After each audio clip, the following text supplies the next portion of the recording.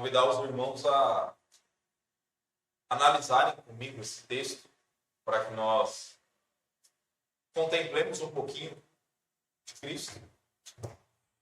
E você que talvez ainda não crê em Cristo, eu te convido a refletir sobre o que esse texto tem para nos dizer. Porque aqui é um texto onde Jesus se apresenta e ele declara quem ele é. Nós vemos aqui no versículo 14 e 15, diz assim: Então, pela virtude do Espírito, voltou Jesus para a Galiléia, e a sua fama correu por todas as terras de redor, e ensinava nas suas sinagogas por todos era louvado. Então aqui esses dois primeiros versículos, ele nos situa na situação em que estava essa passagem.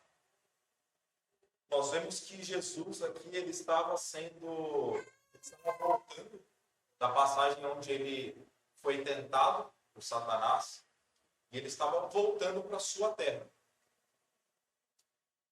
E diz aqui que a fama de Jesus correu por todas aquelas terras em redor. Aqui no livro de Lucas, ele não conta muitas passagens, de alguns milagres que Cristo fez, mas quando nós confrontamos com os outros evangelhos, nós vemos pelo menos 2 milagres que ele já tinha feito naquela região, que provavelmente tiveram um grande impacto na sociedade. Um delas a gente conhece bem, que foi num casamento, onde Cristo transformou a água em vinho. E isso foi em uma festa. Então tinham muitas pessoas ali para ver aquele milagre. Outra também foi ele curando o filho de um nobre. E esse nobre, bem conhecido na região, obviamente foi falado também pelas pessoas. As pessoas sabiam quem ele era. Ele tinha servos que testemunharam daquilo que aconteceu. Então, o fato é que Jesus estava ganhando uma grande notoriedade naquela região. As pessoas já começavam a falar muito dele e sobre o que ele vinha fazendo. Nós sabemos também que a Bíblia ela não cita todos os milagres e todos os feitos de Jesus, Então, é bem possível que já haviam ali mais do que isso, Mas nós temos ali, pelo menos, esses 2 feitos ali perto.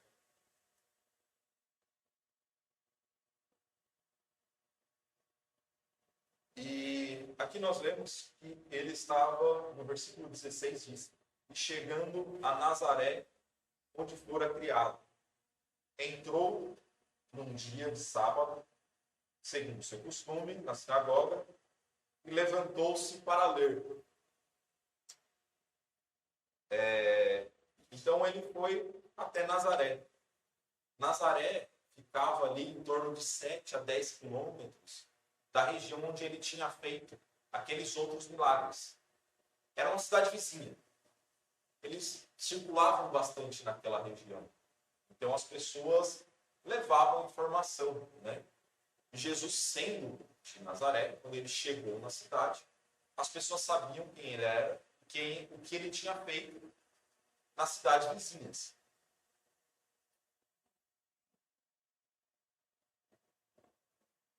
E aqui nós vemos que ele estava gozando ali de uma liberdade.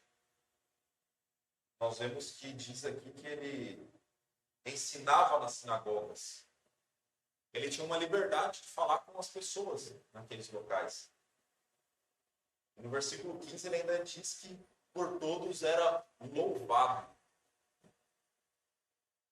As pessoas estavam louvando a presença dele ali. E as coisas que ele falava, estavam concordando Não diz aqui exatamente as palavras que Jesus estava falando, né? Mas nós entendemos que trazia um certo conforto para eles. Era algo que eles estavam gostando de ouvir.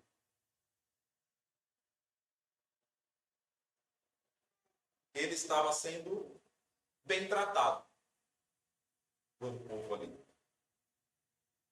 Estavam gostando dele e do que ele trazia, né?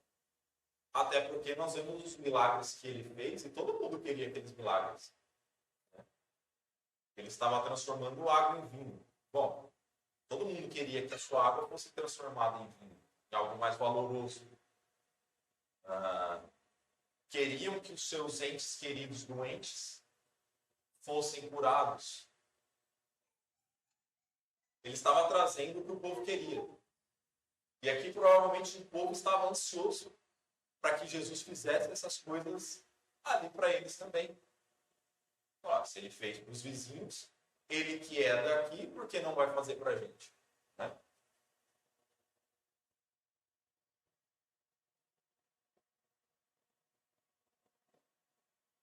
E nós vemos aqui, versículo 16 e 17, diz, né? Relendo.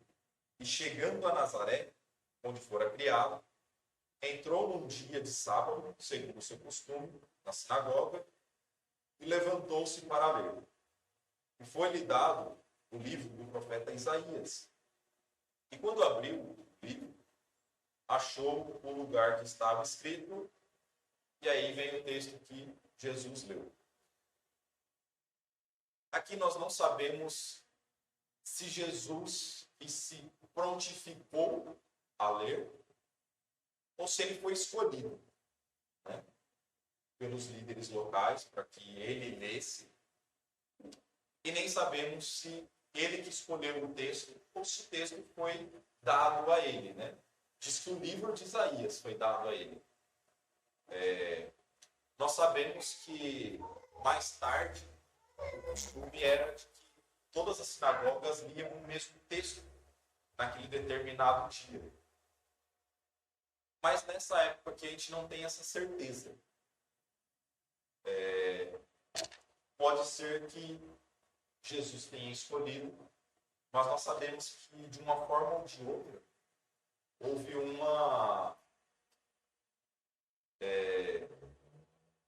providência de Deus para que ele tivesse a oportunidade de ler esse texto naquela ocasião.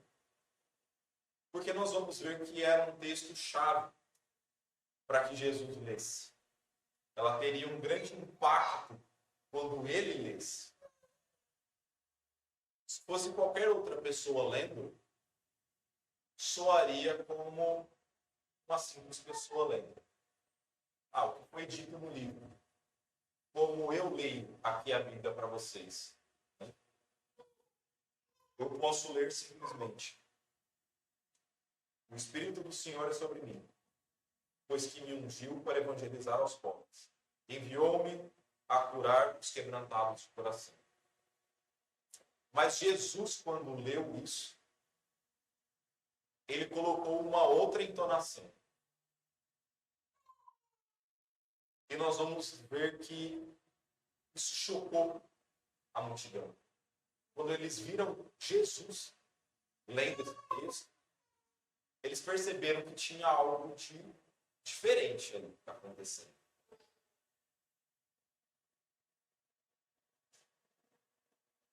O texto diz que Jesus leu. E imaginem Jesus lendo e não eu lendo. O Espírito do Senhor é sobre mim, pois que me ungiu para evangelizar os pobres. Enviou-me a curar os quebrantados de coração, a pregar a liberdade aos cativos, a restauração da vista aos cegos, e pôr em liberdade os oprimidos, a anunciar o ano aceitável do Senhor. Encerrando o livro e tornando a dar ao ministro, assentou-se, e os olhos de todos na sinagoga estavam fitos nele. O povo ficou chocado ao ver ele lendo. Então, Jesus começou a dizer-lhes: hoje se cumpriu esta escritura em vossos ouvidos. E todos me davam testemunho e se maravilhavam das palavras de graça que saíam da sua boca. E traziam e diziam: não é este o filho de José?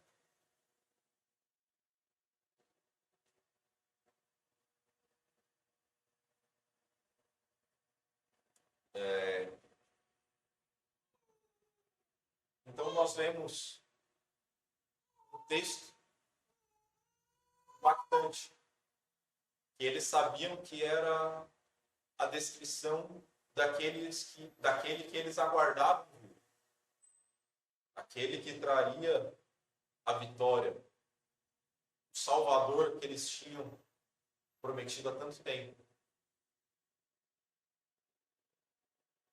E quando Jesus leu e se colocou como aquele que eles deveriam estar esperando, a multidão ficou maravilhada. Como diz no versículo 22, eles se maravilhavam das palavras de graça que saíram da boca de Jesus. Essa palavra maravilhado, ela no original ela tem mais o sentido de chocado, impactado. Eles estavam sentindo, percebendo palavras ali fortes, que eles notavam que ele não era mais um do povo lendo uma passagem, como era de costume deles, que a cada encontro deles uma pessoa diferente lia. Eles viam que Jesus de fato era diferente. E ele ali tinha se colocado como essa pessoa que eles estavam aguardando. E vou convidar os irmãos a analisarem comigo se fazia sentido Jesus se colocar como aquela pessoa. Será que ele tinha autoridade de falar que ele era aquela pessoa que eles estavam aguardando? O Salvador, o Libertador? Nós vamos perceber que nós não precisamos nem ir longe nas passagens para ver que ele cumpria esses requisitos. Bom, a primeira coisa que ele afirma é: o Espírito do Senhor é sobre mim.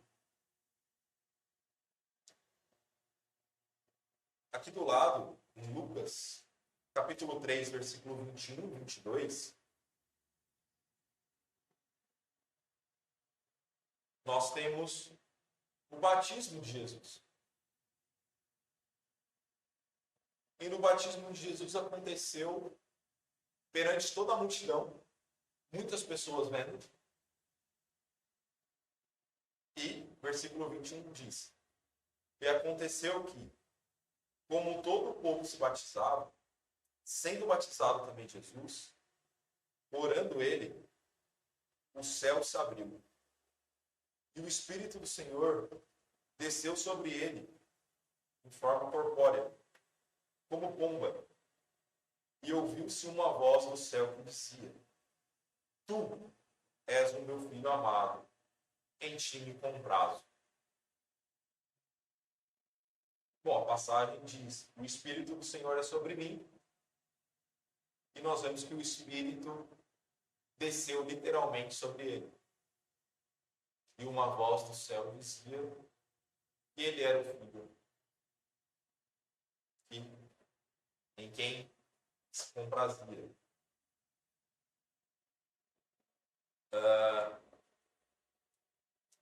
Bom, então aqui nós vemos que literalmente o Espírito de Deus era assim sobre ele. E qual era a importância disso? Bom, era dizer que ele era enviado por Deus. Ele tinha a autoridade de falar aquelas coisas.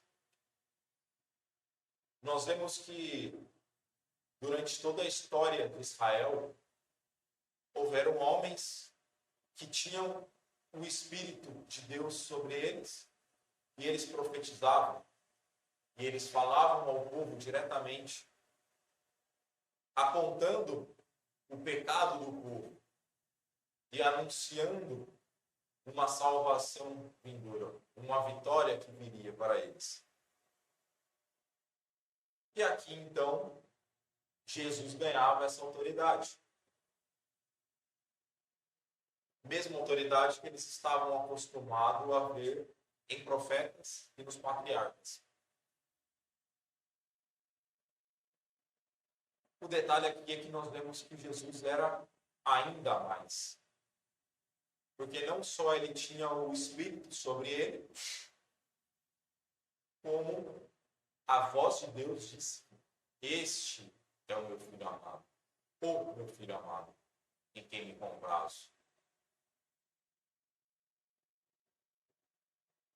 Certamente isso era maior do que qualquer profeta tinha recebido. Mas a passagem que Jesus leu aqui falava simplesmente do Espírito sobre ele.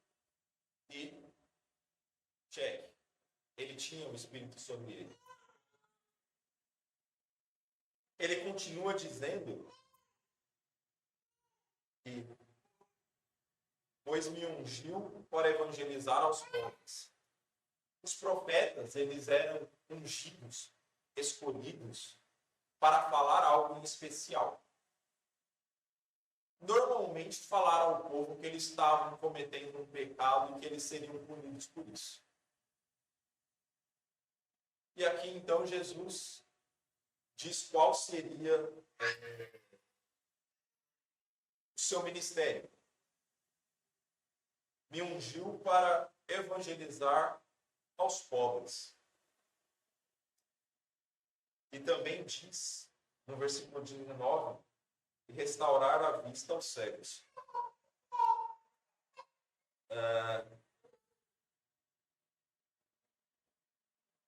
Aqui em Lucas, como eu disse, a gente não precisa ir longe para achar a comprovação dessas coisas. Lucas 7,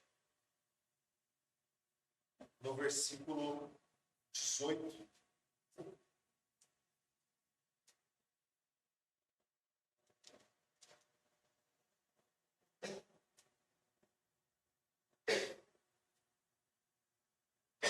Nós vemos a passagem aonde João Batista manda discípulos dele a conversarem com Jesus para entender exatamente quem era Jesus. Versículo 18 a 23 diz assim: e os discípulos de João anunciaram-lhe todas estas coisas. E João, chamando 2 de seus discípulos, enviou-os a Jesus, dizendo: és tu aquele que havia de vir, ou esperamos outro?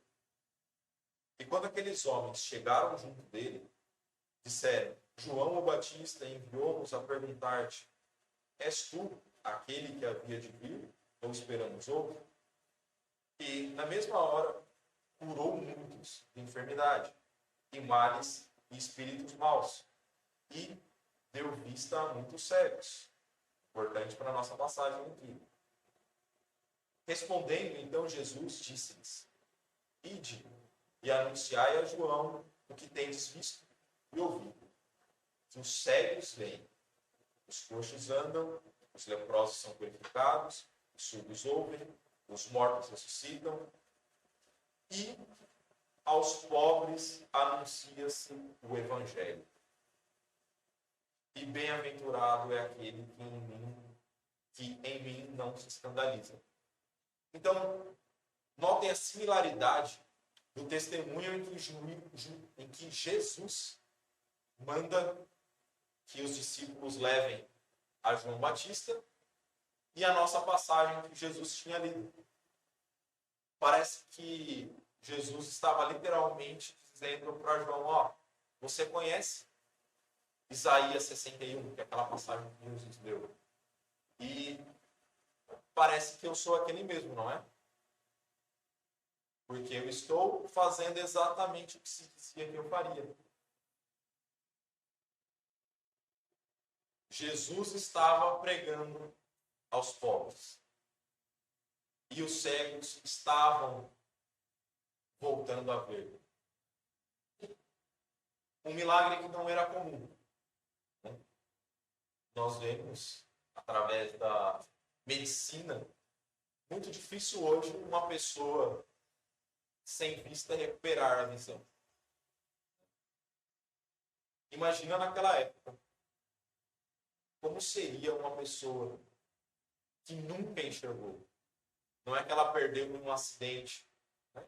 Às vezes nós perdemos audição, visão, olfato, por alguma situação, e nós vamos ao médico e ele diz, olha, pode ser que volte, pode ser que não. Mas não, aquelas pessoas eram cegas de nascença. E elas estavam enxergando.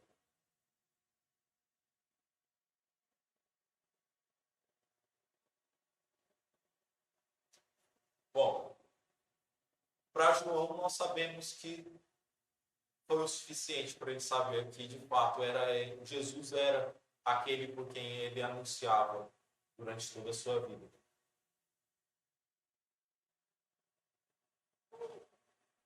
E para nós, para a nossa passagem, mais dois itens que nós podemos dar o check.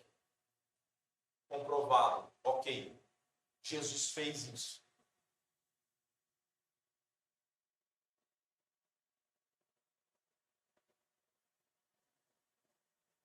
Ainda diz aqui, no versículo 18, enviou-me a curar os quebrantados de coração.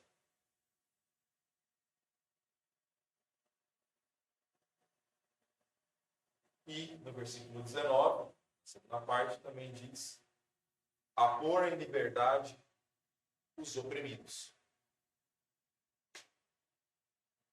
Em Lucas 7,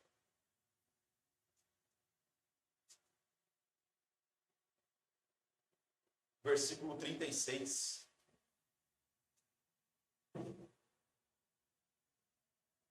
nós vemos aqui. E rogou-lhe um dos fariseus que comesse com ele. E entrando em casa do fariseu, assentou-se à mesa. E eis que uma mulher da cidade, uma pecadora, sabendo que ele, Jesus, estava à mesa, em casa do fariseu, levou um vaso de alabastro com unguento. Estando por detrás, aos seus pés, chorando, começou a regar-lhe os pés com lágrimas e enxugava-lhes com os cabelos da sua cabeça e beijava-lhe os pés e ungia-lhes com unguento. Quando isto viu o fariseu, que o tinha convidado, falava consigo dizendo, se esse fora profeta, bem saberia quem e qual é a mulher que lhe tocou, pois é uma pecadora. E respondendo Jesus, disse-lhe, Simão, uma coisa tenho a dizer-te. Ele disse, dize-a, mestre. Um certo credor tinha 2 devedores. Um devia-lhe 500 dinheiros e outro 50. E não tendo eles com o que pagar, perdoou-lhes a ambos. Dize, pois, qual deles o amará mais? E Simão, respondendo, disse, tenho para mim que aquele a quem mais perdoou. Tinha maior dívida. E ele lhe disse, julgaste bem. E voltando-se para a mulher, disse a Simão, vês tu essa mulher? Entrei na tua casa, e não me deste água para os pés. Mas esta regou-me os pés com lágrimas, e enxugou com os cabelos da sua cabeça. Não me deste ósculo, um beijo, mas esta deste, desde que entrou, não tem cessado de me beijar os pés. Não me ungiste a cabeça com óleo, mas esta ungiu-me os pés com unguento.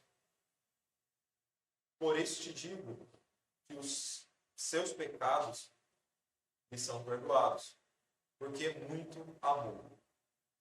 Mas aquele a quem pouco é perdoado,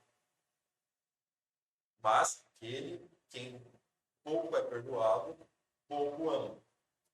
E disse-lhe a ela: os teus pecados te são perdoados. E os que estavam à mesa começaram a dizer entre si: quem é este a quem perdoa pecados? E disse a mulher: a tua fé te salvou. Vai-te em paz.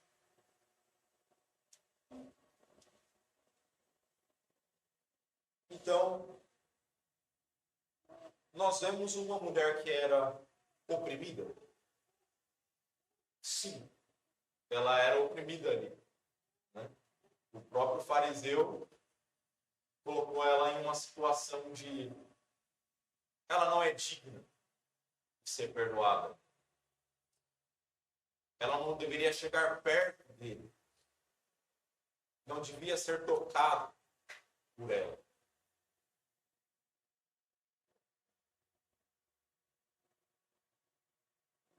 Ela tinha o coração quebrantado? Sim. Ela estava chorando tanto que conseguiu lavar os pés de Jesus só com as lágrimas dela. Ela estava debruçada aos pés dele, demonstrando realmente estar quebrantada.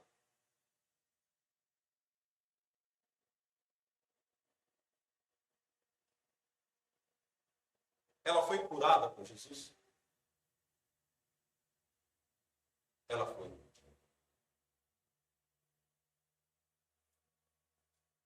Ela sentiu uma liberdade quando Jesus dirigiu as palavras a ela? Sim. Então nós vemos que em mais um milagre, Jesus já cumpriu mais dois requisitos daquela passagem.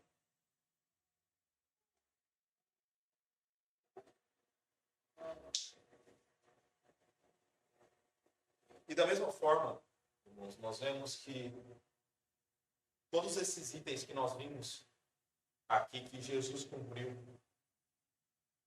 ele cumpriu nessas passagens que vieram logo em seguida daquele acontecimento. Ele continuou cumprindo até o final da vida de Jesus. Né? Até lá na cruz, Jesus estava perdoando o pecado daquele que estava crucificado ao seu lado, que estava com o coração quebrantado.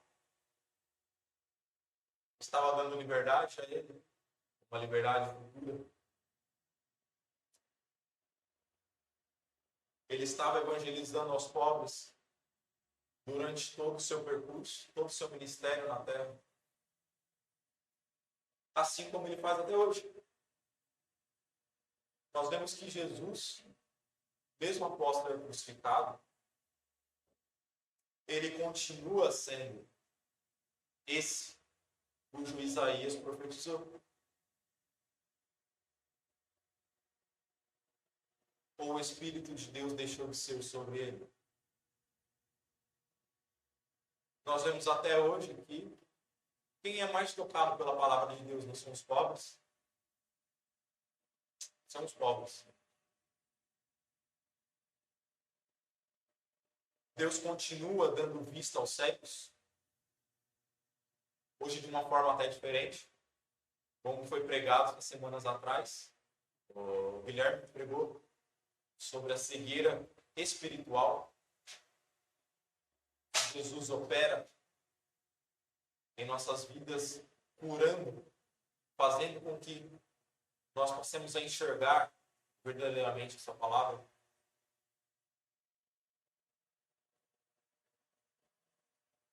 Pessoas ainda se achegam a Cristo com o coração quebrantado. Pessoas oprimidas, sem ter uma liberdade após a conversão. Sim. Então nós ainda vemos aqui a descrição do que Jesus faz na vida de cada um de nós, até hoje. Então nós temos aqui passagens que comprovam. Mas se você já foi transformado por Jesus, eu não preciso te dizer que ele é essa pessoa. Você certamente sabe. Talvez você ainda não sinta essas coisas. Talvez você ainda precise que Jesus te dê uma nova visão. Talvez você ainda precise que o seu coração seja quebrantado. Talvez você ainda precise ser libertado dos seus pecados que te oprimem.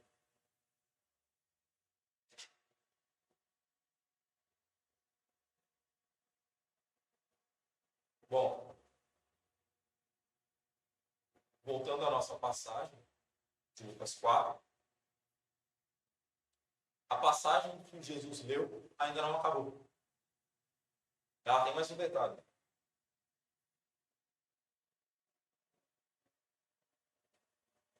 Jesus,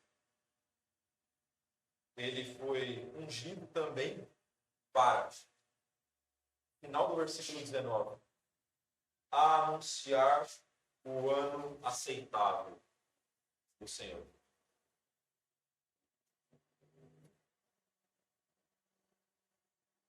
Jesus anunciou que era tempo de arrependimento. E a boa notícia é que ainda é. Nós ainda estamos no ano aceitável do Senhor. E Jesus anunciou. Porque ele parou a sua leitura aqui. Isso é muito interessante.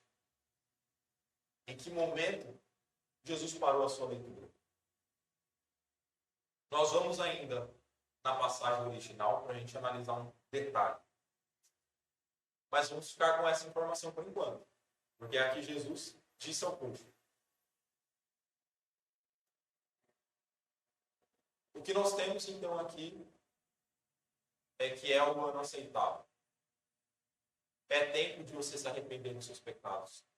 É tempo de você ter o seu coração quebrantado, curado por Jesus. É tempo de ser liberto.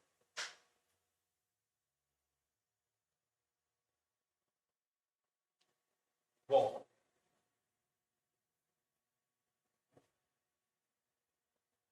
nós vemos aqui em Lucas, capítulo 5, uma página na frente, no meu caso.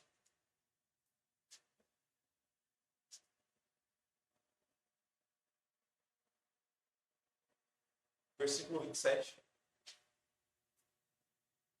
Lucas 5, 27 diz: E depois disso, saiu e viu um publicano chamado Levi, assentado na recebedoria, e disse-lhe: Segue-me. E ele, deixando tudo, levantou-se e o seguiu. Seguiu Jesus. E fez-lhe Levi um grande banquete em sua casa. E havia ali uma multidão de publicanos e outros que estavam com eles à mesa. Os escribas deles e os fariseus murmuravam contra os seus discípulos, dizendo: Por que comeis e bebeis com publicanos e pecadores? E Jesus, respondendo, disse-lhes: Não necessitam de médico os que são sãos, mas sim os que estão enfermos.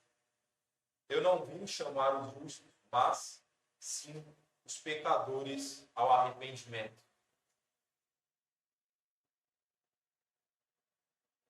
Então essa passagem ela comprova o último item que Jesus deu, que ele anunciaria o ano aceitável, o período de arrependimento. E foi isso que ele fez. Ele não foi até as pessoas que se achavam santas. Ele foi até aquelas pessoas que eram pecadoras, que necessitavam ser transformadas por ele, que precisavam se arrepender dos seus pecados. E ele anunciou isso. Ele anunciou ali para aqueles publicanos. Ele falava o seu evangelho para aquelas pessoas, e nós vemos que, ao menos Levi, seguiu a ele.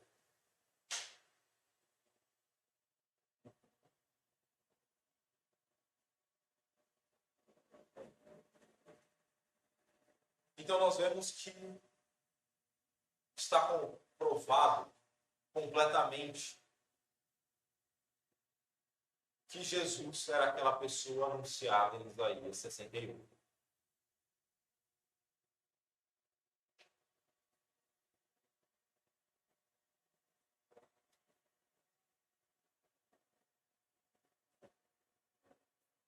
Só que a passagem ela não para aí.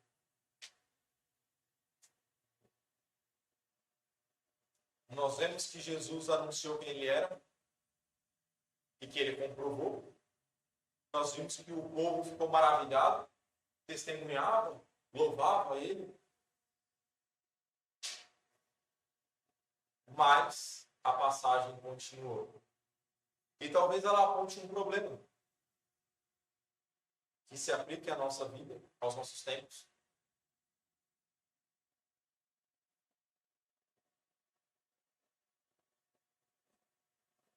Vamos continuar aqui a leitura, porque ele diz, né? Ele continuou, ali no versículo 22, e todos lhe davam testemunho e se maravilhavam das palavras de graça que saíam da sua boca, e diziam, não é este o filho de José? Mas então, Jesus, que lia o coração das pessoas, ele sabia o que se passava na cabeça de cada um, o que cada um estava pensando. E ele disse, e ele lhes disse, sem dúvida, me direis esse provérbio: médico, cura-te a ti mesmo. Faze também aqui, na tua pátria, tudo o que ouvimos ter sido feito em Cafarnaum.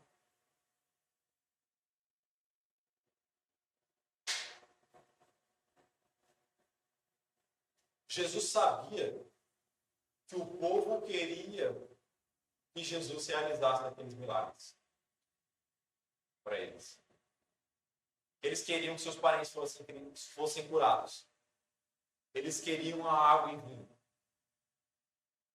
entre outros milagres. E não é isso que nós vemos. As pessoas indo à igreja querendo ser abençoadas por Deus. Querendo cura, querendo riqueza, querendo bênção de alguma forma. Talvez você não seja tão materialista dessa forma, mas talvez você queira algum benefício de Deus. Talvez você esteja indo à igreja simplesmente atrás de um benefício. E Jesus sabia que era isso que aquelas pessoas estavam fazendo ali.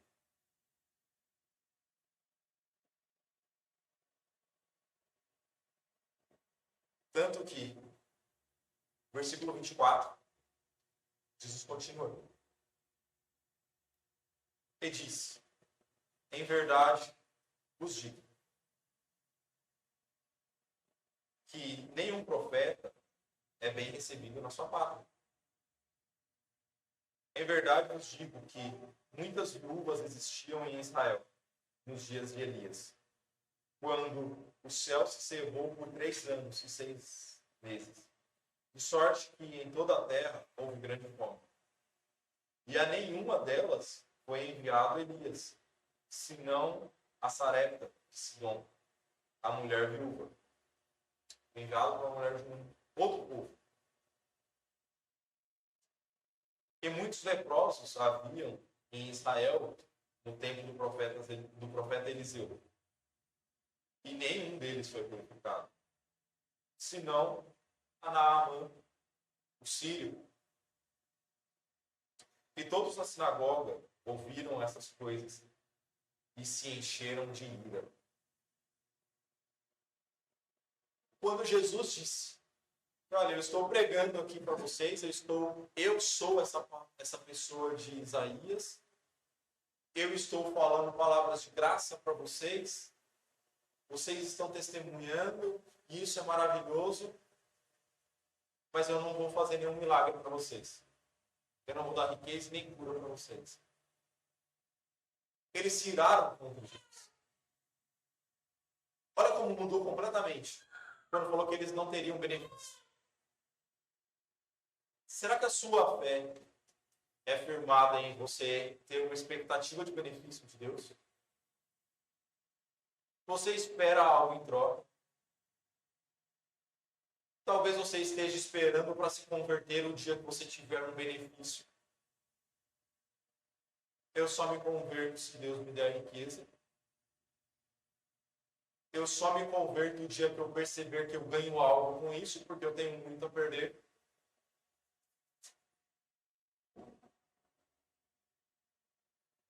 Será que você se ira se Deus te falar que Ele não vai te dar nenhum benefício? Aquelas pessoas se iraram.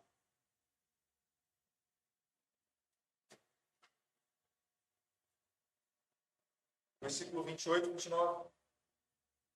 Disse: todos na sinagoga, ouvindo essas coisas, se encheram de ira. E levantando-se, o expulsaram da cidade.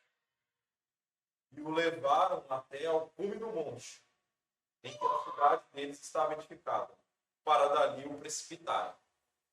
Eles foram literalmente para matar Jesus. Porque ele não ia dar nada para eles. Eles se sentiram ofendidos. Vocês entenderam o que aconteceu aqui? Jesus comparou eles a uma Israel pecador, a um Israel que adorava a Baal, que cometia pecados gigantescos. E eles estavam louvando a Jesus antes, porque eles se consideravam santos. Deus falava, Jesus falava palavras de maravilha, e eles se achando que eles faziam parte daquilo. Ah, nós somos o povo de Deus. Por detalhe, é o que Israel acha hoje. Né? Quando nós vemos o perfil do povo de Israel, nós vemos um povo convencido. Um povo que se acha santo. Porque nós somos o povo de Deus. O povo escolhido. A nação santa. Aqueles que herdarão os céus. Todos estarão de joelhos perante nós um dia. E eles têm orgulho disso.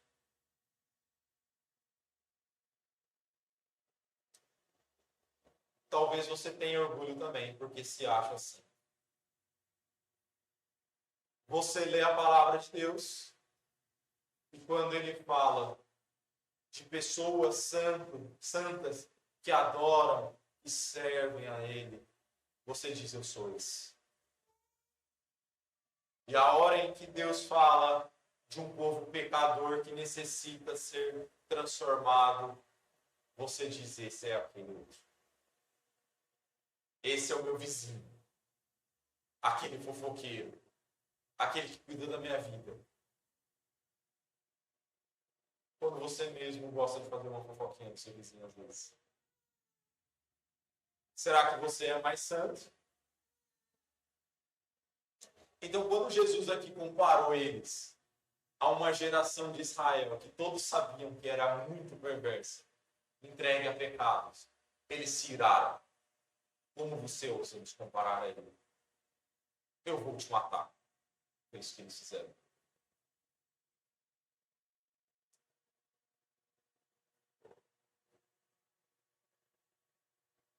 E aqui nós vemos mais um milagre de Jesus, aparentemente. Algo que nós não entendemos como aconteceu, porque no versículo 30 nós vemos ele, porém, passando pelo meio dele, se retirou. Jesus estava sendo arrastado para o cume do monte para ser morto. E aparentemente, de repente, ele saiu andando no meio do povo. Mas não diz exatamente como isso aconteceu. Cada um imagina, como você quiser imaginar. Nós temos algumas outras passagens em que algo semelhante acontece. Nós vemos, por exemplo, após Jesus ressuscitar, ele andou com homens que conheciam ele e aqueles homens não reconheceram ele. Talvez tenha acontecido algo semelhante. De repente, aquelas pessoas olharam, não é você, cadê aquele homem? Talvez. Não sabemos. Mas sabemos que foi de uma forma maravilhosa.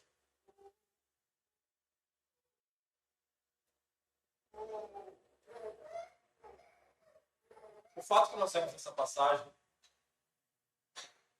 era que se Jesus não tivesse apontado para eles e chamado eles de pecadores, ele provavelmente seria reconhecido como o maior profeta daquela região.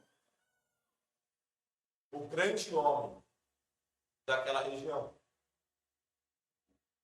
Houve Abraão, houve Moisés, houve os profetas e Jesus. Aquele que era daqui. Mas como ele apontou os pecados, que homem ousado. Como você tem reagido à palavra de Deus quando ela te aponta como um pecador? Saiba que todos nós aqui poderíamos ser comparados à geração pecadora de Israel. Nós vivemos em meio a um pecado tão grande. Nós não somos santos. Nós nos deixamos levar pelos pecados desse mundo.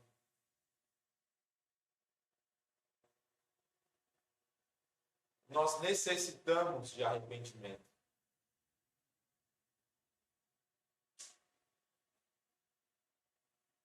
Será que você rejeita Cristo? Você fala, não. Um homem que diz que eu sou pecador não pode ser esse homem de Isaías 61. Ou você quebrando o seu coração e fala, é verdade. Ele tem autoridade para falar isso. Ele pode.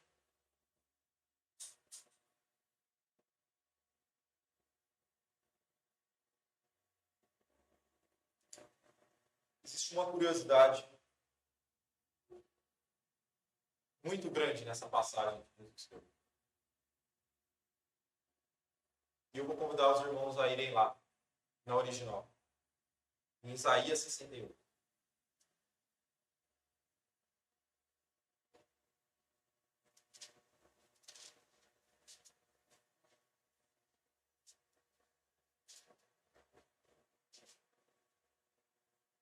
Ele leu Isaías 61 e 62. Para a gente fica um pouquinho diferente, né, nas traduções, mas nós vamos perceber que essa é a passagem que ele leu.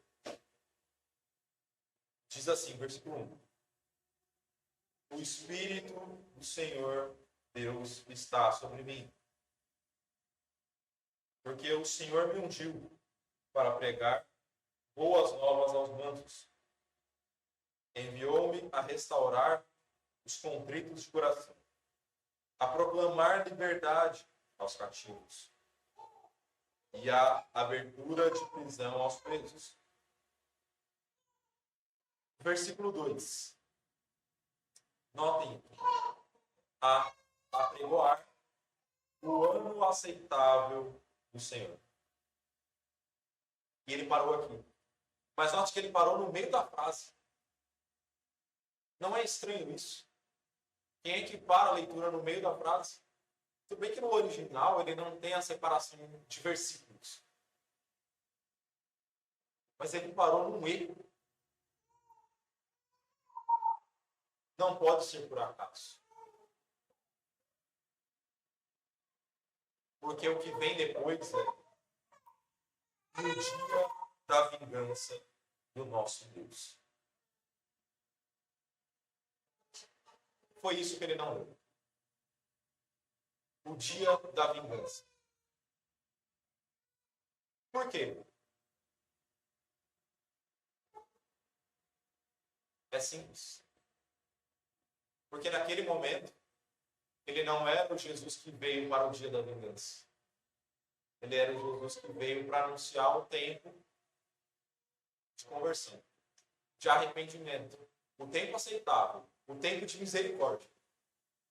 O tempo que você tem para se arrepender é agora. Só que ele vai voltar para cumprir essa última parte.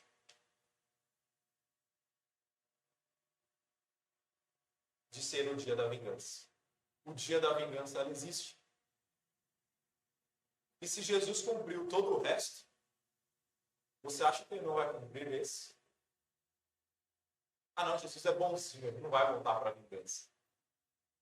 Vingança é coisa de mal. Não é.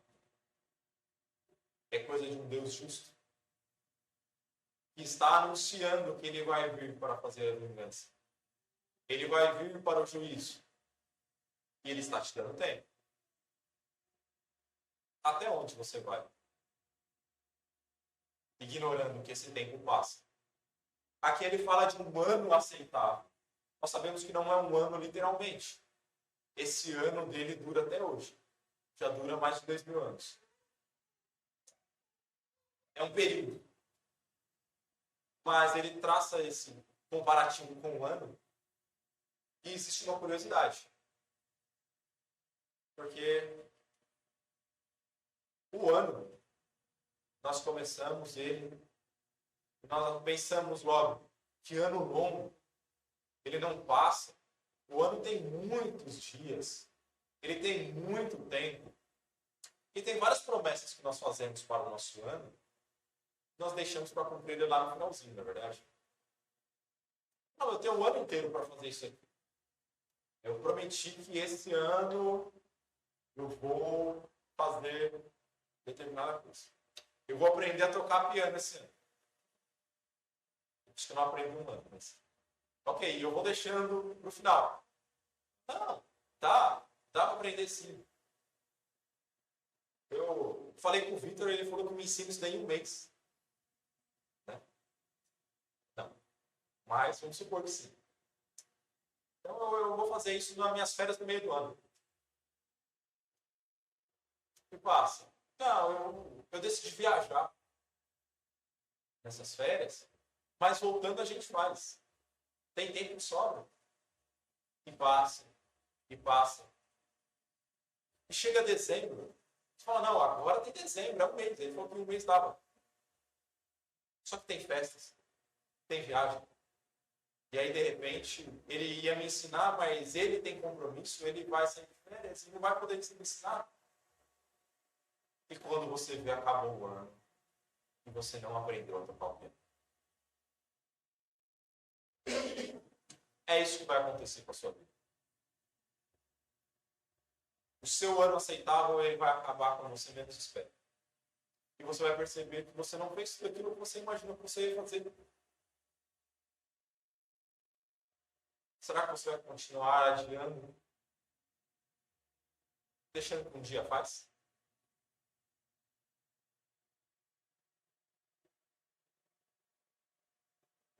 Jesus, ele vai cumprir esse último dia.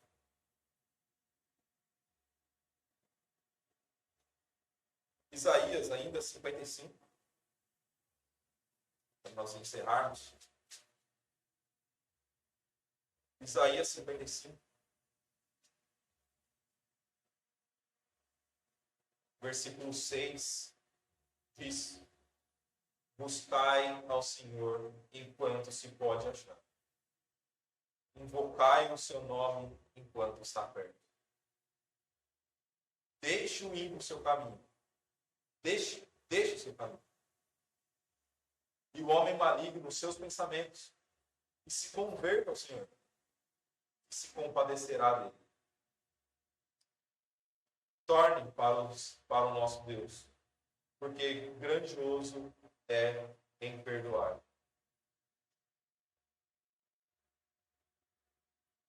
Jesus nos convida a hoje nos convertermos. Ele se compadece. Ele se compadeceu daquele publicano. Ele se compadeceu de uma mulher que estava em pecados. Ele se compadeceu de muitas pessoas ao longo do ministério dele.